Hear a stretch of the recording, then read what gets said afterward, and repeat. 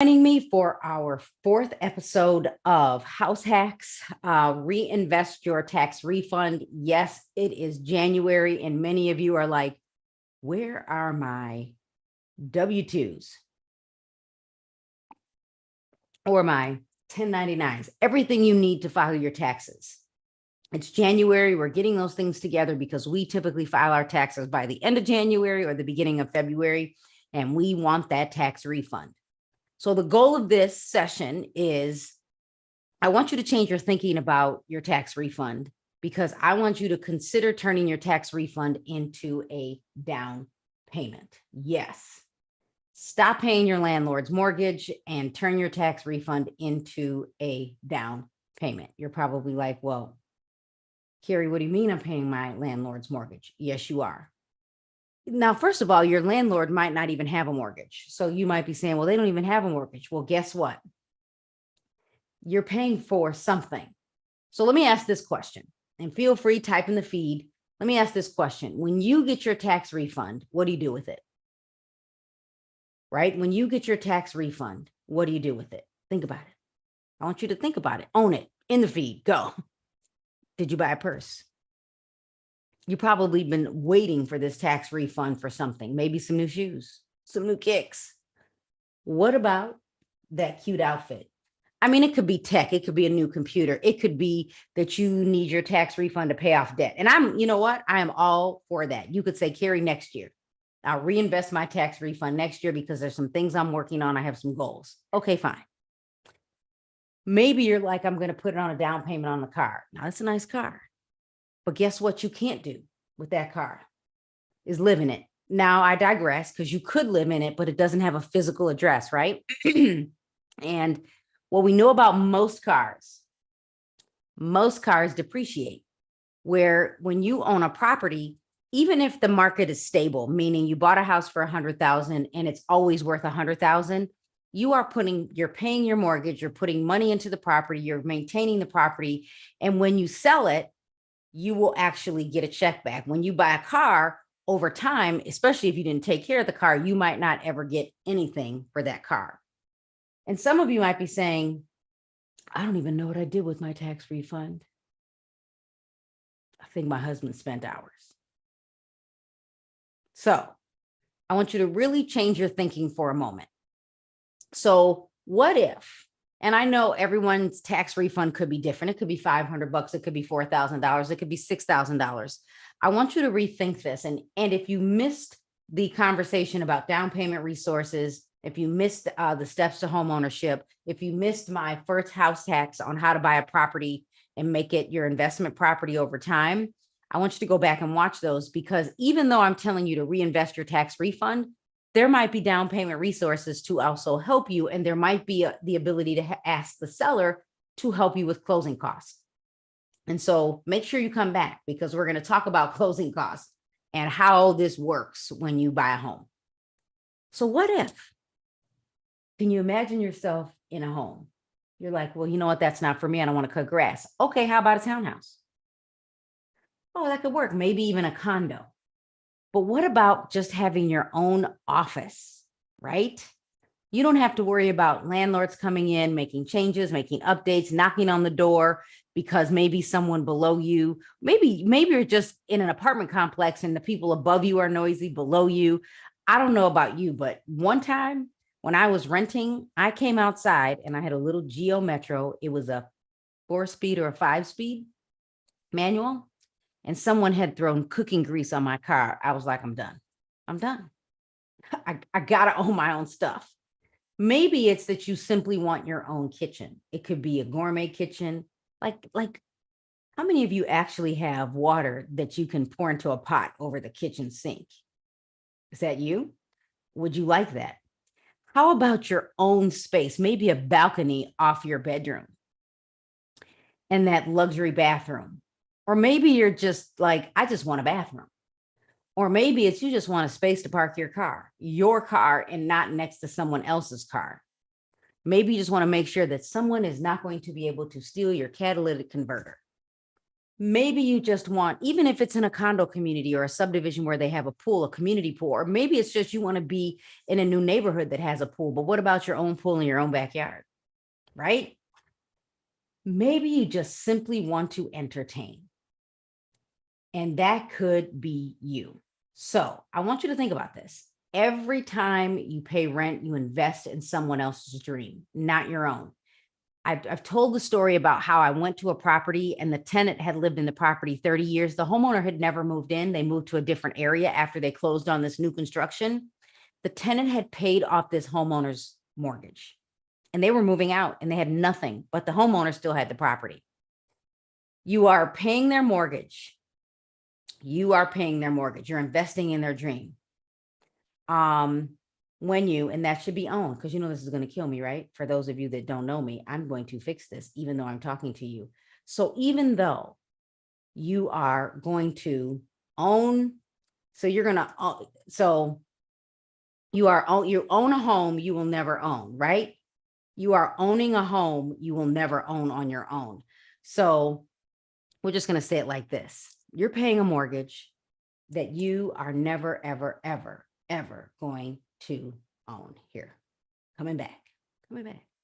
This is real life. Okay, so for those of you that are watching me live, I really want you to see your goal is to not invest in your landlord's vacations, right? Because listen, landlord is taking a vacation on you.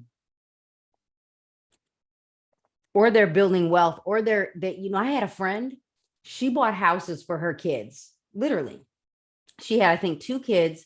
She bought 2 of those houses and she had 2 tenants in the houses. And when her kids turned 18, she asked the kids, do you want to be a landlord or do you want to sell it and pay off your student loans? Or do you want to use it for college? She bought houses for her kids' future. There's so many ways to think about this.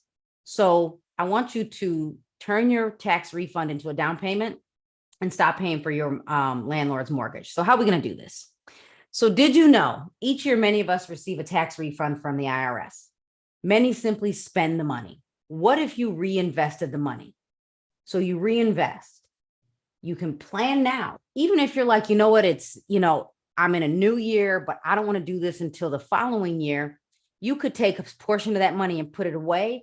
Or you could say, even though maybe in the future, so 2024, 25, 26, you might say, you know what, Carrie, I'm going to take my tax refund now, pay off debt, and the money I was using to pay the debt, I'm going to put it in a savings account.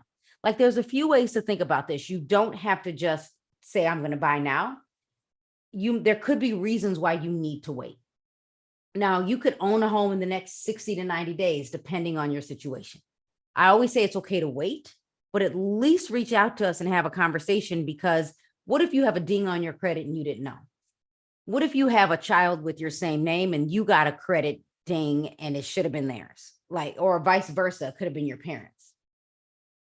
So what if you owned a home? Now here's an affordability example. So you're going to work with a loan officer for current market interest rates, and they change all the time.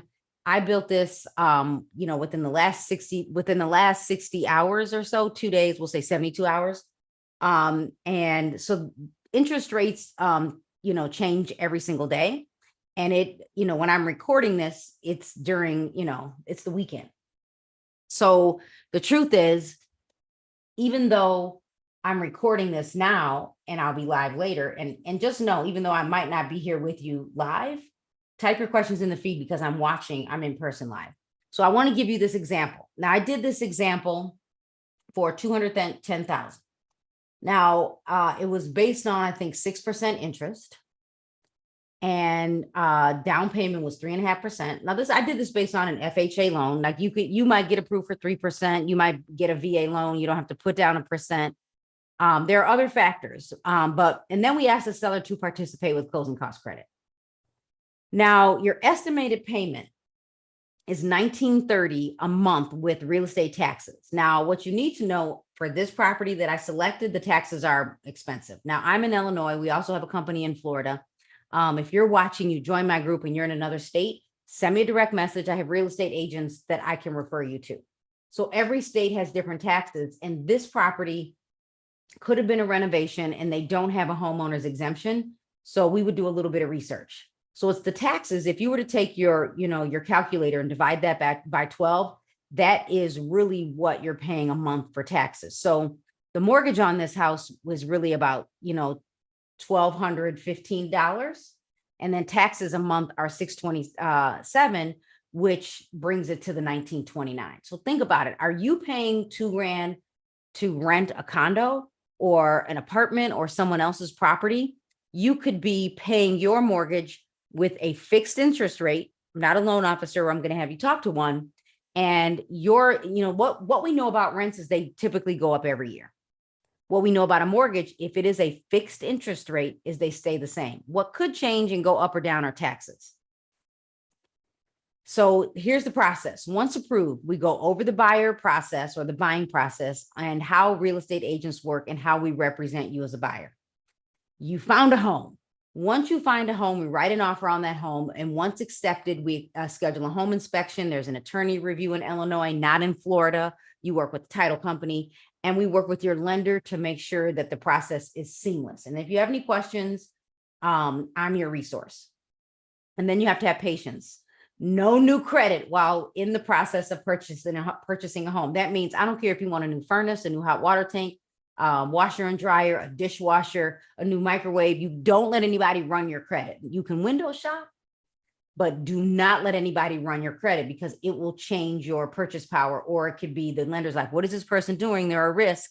They're going to go out and spend a bunch of money.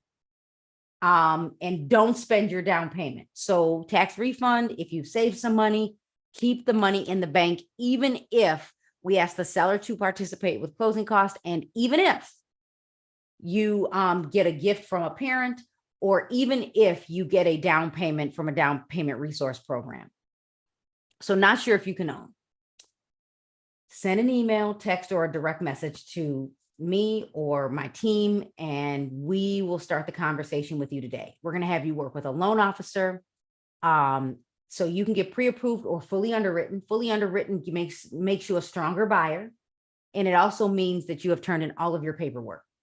Then you're going to work with our team. We have a scheduled buyer consultation to get you on the road to home ownership. And we go over the entire process and how we work and how our brokerage gets paid. Now, if you missed the steps to home ownership, I want you to re-watch that video. Engage in the group, post your questions, or send a private message. You can start previewing houses now. You can go to markshomesnap.com/mark-little, start shopping. And if you want to contact us today, again, you can text, email, or call, or if you go to bit.ly, buy a home with us, we will get an email right away. So it's this easy. Start the process now. You can own with CareMark. You can call the office. You can call Mark or send a text. And either someone in our office will answer. Sometimes I answer, and we can help you purchase in Illinois or Florida. Again, I want to thank you for taking a moment to watch this live today. If you have questions, type them in the feed and I will answer them today. Let's reinvest your tax refund.